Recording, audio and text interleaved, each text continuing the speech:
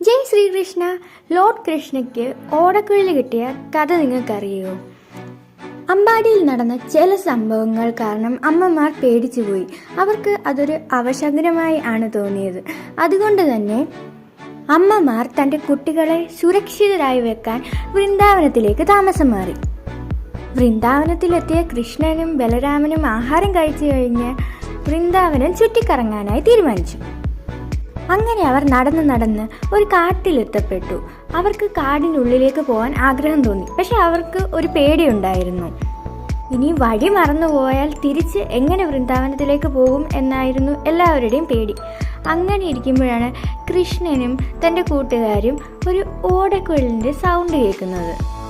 ആ നാദത്തെ പിന്തുടർന്ന് കൃഷ്ണൻ ഓടി. ആ ഓടക്കുഴൽ വായിച്ചുകൊണ്ടിരുന്നത് ഒരു കൊച്ചുകുട്ടിയായിരുന്നു. കൃഷ്ണൻ ആ ഓടക്കുഴൽ വായനയിൽ ആകർഷനായി.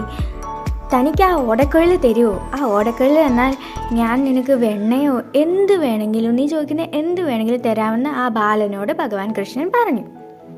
കൃഷ്ണനെ കണ്ടപ്പോൾ ആ കുട്ടിക്കൊരു കുളിർമ തോന്നി. എനിക്ക് വെണ്ണയൊന്നും വേണ്ട, ഞാൻ ഓടക്കുഴൽ തരാം. എനിക്ക് രണ്ടാമതൊരെണ്ണം ഉണ്ടാക്കാൻ അറിയാം.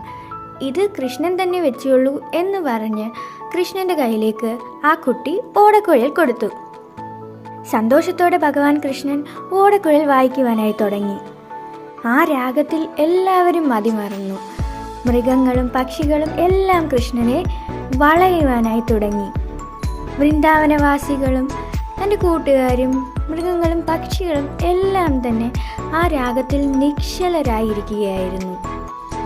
എല്ലാവരും നിശ്ചലരായി എന്ന് മനസ്സിലാക്കിയ കൃഷ്ണൻ തൻ്റെ ഓടക്കുഴൽ വായന നിർത്തുകയാണ് പിന്നീടുണ്ടായത്. ആ കുട്ടി കൃഷ്ണൻ്റെ അടുത്ത് ചോദിച്ചു, ഇനി എപ്പോഴാ കാണുന്നത് എന്ന്.